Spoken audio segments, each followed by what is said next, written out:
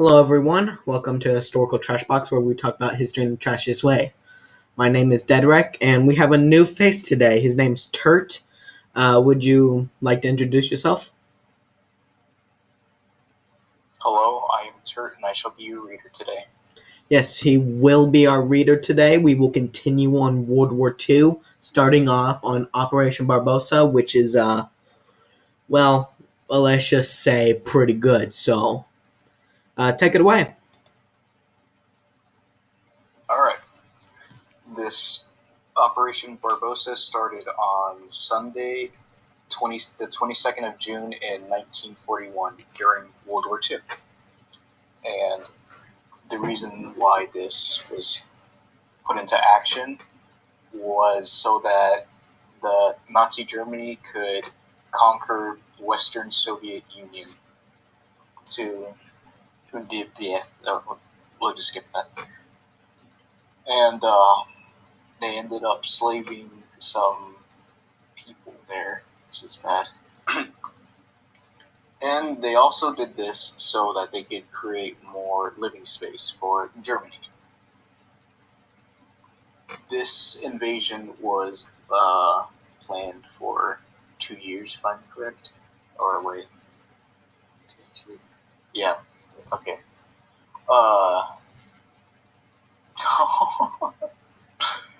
This is already good. Oh god. German High Command began planning an invasion of the Soviet Union in July 1940 under the code name Operation Otto, which Adolf Hitler authorized on December 18th, 1940. Over the course of the operation, about 3 million personnel of the Axis powers, the largest invasion force in the history of warfare, invaded Western Soviet Union along a 2,900 kilometer or 1,800 mil for those who live in America front with 600,000 motor vehicles and over 600,000 horses for non-combat operations. The operation opened up the Eastern Front, which more forces were committed than in any other theater war in history. And the area was, I'll say, home to some of the most horrific and highest amount of casualties for the Soviet and Axis forces. And, of course, this all influenced the war of World War II. All right, that's all I've got for now. That's all you got on Operation Barbarossa? Yeah. All right, well, that was good for your first little bit of commentary on World War II. That was really good, man. I liked it. Thank you. All right, well, Rat King, would you like to say anything? That's a lot. That's a lot of numbers I read. Yeah, a lot of people. It confused me for a minute. Yeah, a lot of land, a lot of people that died. It was an interesting time. Yeah, an interesting front, like the Eastern Front. It went back and forth, and well, one side overall just prevailed. All right, well, Turt, would you like to talk about the U.S. entry into the war, and the bombing of Pearl Harbor? Yes, I would. In fact, it's a great one. I like it a lot for certain reasons, not killing. The attack of Pearl Harbor was a surprise military strike by the Imperial Japanese with the Navy Air Service upon the United States, which was a neutral country at the time, against the naval base at Pearl Harbor in Honolulu, territory of Hawaii, just before 8 o'clock. Oh god, I'm already reading this wrong. Just before 8 o'clock on Sunday morning, December 7th, 1941, the attack on the United States base was put into action. The attack commenced at 7:48 a.m. Hawaiian time, which is 1818.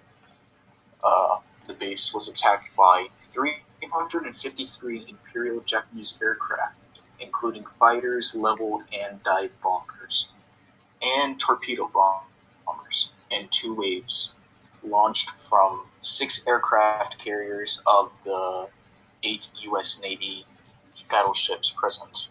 Oh god. Of the 8 U.S. Navy battleships present, all were damaged, with 4 sunk. All but the USS Arizona were later raised, and 6 were returned to service and went on to fighting the war. The Japanese also sank or damaged 3 cruisers, 3 destroyers, and an anti-aircraft trading ship. 1 mine layer. A total of 188 U.S. aircraft were destroyed, 2,403 Americans were killed, and 1,178 others were wounded. Important bases. Submarines, piers, and headquarter buildings, also home of the intelligence section, were not attacked. Japanese losses were light. 29 aircraft and 5 midget submarines lost, and 64 servicemen killed. And the commanding officer of one of those submarines was captured. Japan announced a declaration of war on the United States that day, December 8th, in Tokyo. But the declaration was not delivered until the following day, which I can't read. All right. Yeah, well, that's about it. Wow. Yeah, that's it. I didn't know he got captured. I just thought he died. Yeah, it was an interesting time. It just caused us to get into the war, and well, United States. Whenever we enter a war, the weight thing obviously tilts in our favor. So yeah, it was an interesting time, and yeah, and they didn't attack, or they missed major repair shops or submarine areas. So honestly, it was kind of a useless attack. It was just as like, hey, we're sending a message. So yeah, well, moving on. Our next segment is on the Holocaust and what happened when the Germans advanced into the Soviet Union just stopped. So yeah, would you like to talk on that? Yes, in fact, I would. Sorry. The Holocaust was the World War II genocide of the European Jews between 1941 and 1945 across German-occupied Europe. Nazi Germany and its collaborators systematically murdered some 6 million Jews, around 2/3 of the Europe's Jews. Oh my God, of Europe's Jews population. The murders were carried out in pogroms and mass shootings by a policy of extermination through work in concentration camps and in gas chambers, gas vans, in German extermination camps. Chiefly, I am not going to read those, never mind. Wait, can you pause? Sorry. Following Adolf Hitler's appointment as Chancellor on the 30th of January in 1933, built a network of concentration camps in Germany for those who deemed undesirable. Starting with Dachau, I think it's Dachau, on March 22nd in 1933, after the passing of the Enabling Act on March 24th, which gave Hitler plenary powers, Nuremberg laws in September 1935.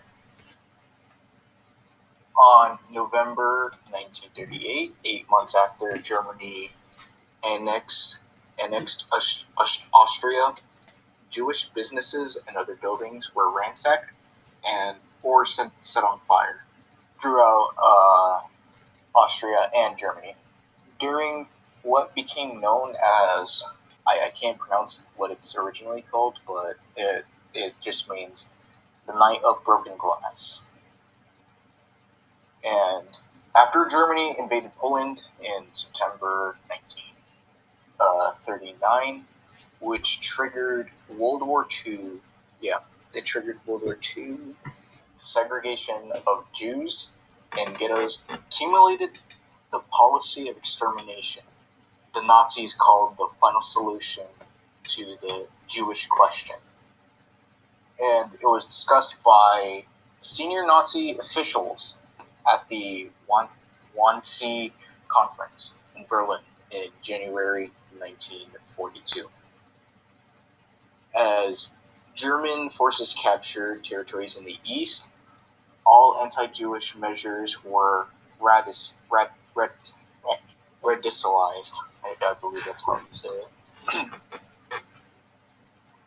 Under the coordination of the SS, with directions from the highest leadership of the Nazi Party. Killings were committed within Germany itself, throughout occupied Europe, and within territories controlled by Germany's allies. Death squads called certain names that I cannot pronounce, in cooperation with the German army and local collaborators, murdered around 1.3 million Jews in mass shootings and pogroms between 1941 and 1945. By mid-1942, victims are being deported from ghettos across Europe in sealed freight trains to extermination camps where, if they survived the journey, they were gassed or beaten, maybe worked to death, or killed by disease during the death marches. And the killing continued until the end of World War II in Europe.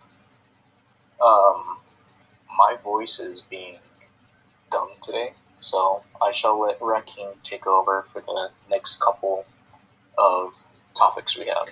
All right. Yeah. Well, I'll tell Rat King on our next topic, which is D-Day and the Allies closing in. So, yeah, Rat King, can you tell us about that topic, please? Rat King? Hello? What? Yeah, it's your turn to talk, okay? Because Turt's voice is starting to get a little bit sore, so Okay. I'm sorry, I had to go get something. So D-Day was the single biggest attack in world history. Well, not the biggest attack, but the most influential attack. It was literally going to decide whether France were to be liberated or not. And guess what? Hundreds of thousands of deaths later, Canadian, British, American, all different types of soldiers. They lost their lives. I can't tell you the direct number, but it's in the hundreds of thousands. They sacrificed their lives to take those beaches and help liberate France. And if they didn't succeed in that, we probably wouldn't be here today. Well, we might have been here today, just in a very different world. So yeah, you got those people to thank for that. So after liberating France, after liberating France, they attacked from Africa, which caused Italy to say something along the lines of, "Hey, we're not so happy with our leader, but Benito Mussolini, because he's kind of deciding things without us. So we're just gonna kick him out of the party and try and control it on our own." And well, they did that, but Hitler was like, "Nah, man," and they completely just swiped out Italy. And about halfway through Italy, the Allies kind of got stopped because it became kind of summer-ish, and it was blistering hot, and it was really dry, so they kind of had to stop off for a little bit until it got a slightly bit more cooler. So, in Italy, it was that was another front that was going down, and the Axis powers were, just Germany now, not Italy is just completely out of the question. Just Germany now, from all fronts, are closing in. From the Balkans, from Russia, who have punched them out of Stalingrad and Leningrad and all those places, most Moscow. Pushing from there, the Allies are pushing from France. They're pushing from Denmark. They're pushing from everywhere. And so in 1945, Hitler and his newly married wife killed themselves with a suicide pill and then a shot to the head just in case if it didn't work. So yeah, that's Germany's surrender. But yeah, that's Germany's surrender. What is Japan doing? Well, Australian, Indian, and Chinese forces are trying their best to attack, but the United States jumps in the Philippines and stuff, and they're making massive progress until they get to Okinawa. So Okinawa lasted hundreds of days. I can't, again, this is off the top of my head. I don't remember all of this information, but off the top of my head, Okinawa was the turning point in the Pacific theater, and after I just throw in the general area of 200 days, more or less, they managed to take Okinawa, and in August of that voice crack, in August of that year, Franklin Delano Roosevelt, the President of the United States, sadly died, and his Vice President, Harry S. Truman, approved the bombing of Hiroshima and Nagasaki. And it was the first time nukes had ever been used. And that caused the end of World War II. So, you guys want to voice some facts or elaborate or just basically say what your thoughts. He took a suicide pill and then he was like, you know what? Let's add a gun to the table. Yeah. That's not enough. He wanted a whole celebration. He wanted like a huge okay, bye guys. Like dang. Yeah. Turt, you there? Jesus. It's a little. From what I know, German casualties were estimated to be 4,000 to at least 9,000 men. That's very small, though. I think you're thinking in the tens of thousands.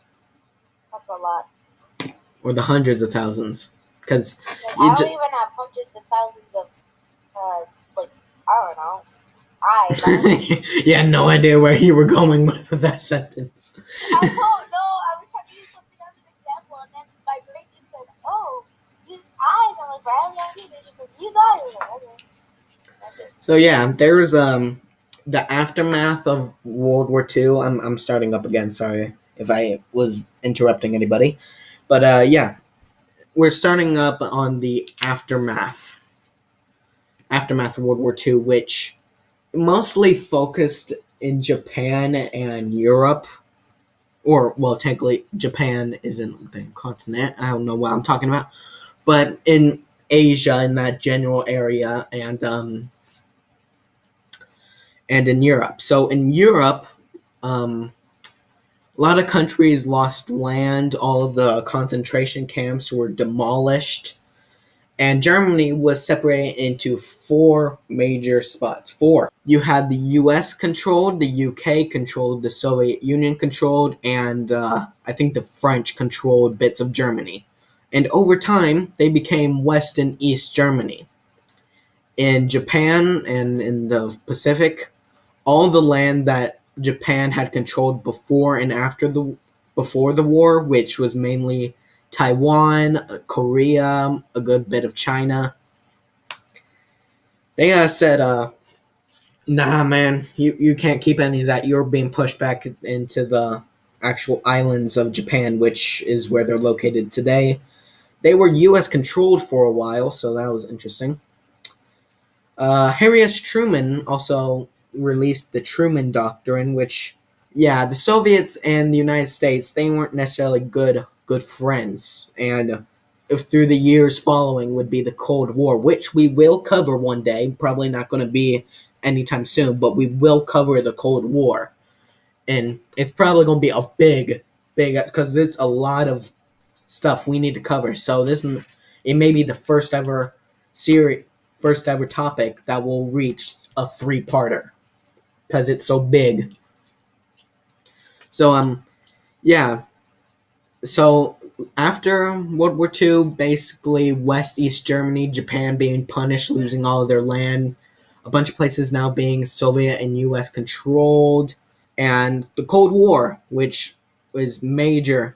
It was not good. So yeah, that's basically World War II and the general aftermath. So yeah, that's the end of our episode. It's a long episode with a lot of pauses, but because this is it's a hard topic to kind of cover because there's a lot of things you gotta focus on. But nonetheless, we did very well, guys. What do you think we did? How do you think we did? Train wreck Sunday, but great. I think we did. I was sitting here the whole time freaking out over what I was supposed to read. And my brain's like, you know all that information you gathered within the 20 minutes you were given? Yeah? What? 30 minutes. Oh my God. I got coffee and I'm calm now, but holy Lord. But overall, thank you. Thank you all for watching. This has been Historical Trash Box. We hope to upload this by at least Wednesday. Yeah, I'm gonna be helping him. He's been having a little bit of trouble with the editing, but I love you all. Have a good day.